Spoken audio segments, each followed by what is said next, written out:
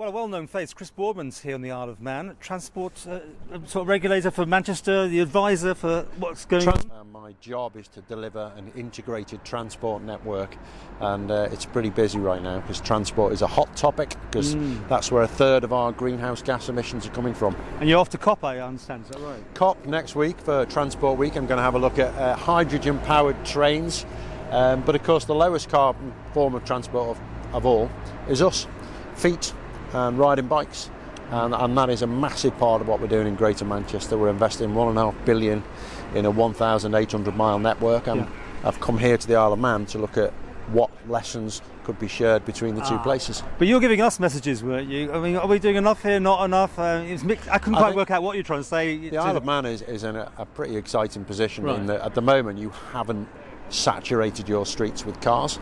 You've got 85,000 people and you have a bus service that's completely under your control. So I can tell you, you have got some fantastic ingredients, and now you've got to choose, what do you want the Isle of Man to be 20 years from now? Well, what are you suggesting we should do? Well, I'm not suggesting. I think that's for you to decide.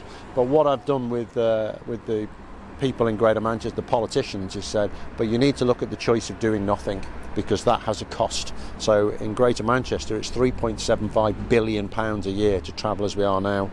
So 800 million in collisions, pollution, contribution to global warming. When you put all of that together, it's costing £3.75 billion a year.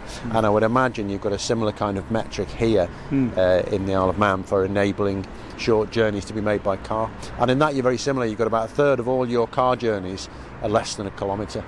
So that's also quite exciting, because you don't have to change a great deal to enable people, not encourage them, enable people to be able to move around without cars.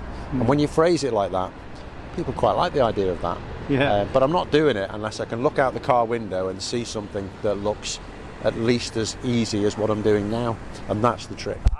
You can solve that one. You cracked it, haven't you? Because people don't want to be put out. They want to get in their own vehicle at the end of the day, don't they? Absolutely, because it's easy. But when you make another form of transport as easy, or it'd be easier to not drive the kids to school, but you worry about their safety, so you drive them to school, and then you become part of the problem. That means you have to drive them to school. But if you go, right, I'm going to put a crossing on every side road between here and the school, or I'm going to put a bike lane in between this housing estate and the school, go on then, you can go with your mates, just be careful. And it's huge differences from small changes. So you've seen what the Isle of Man's done, or you've been told what's going on.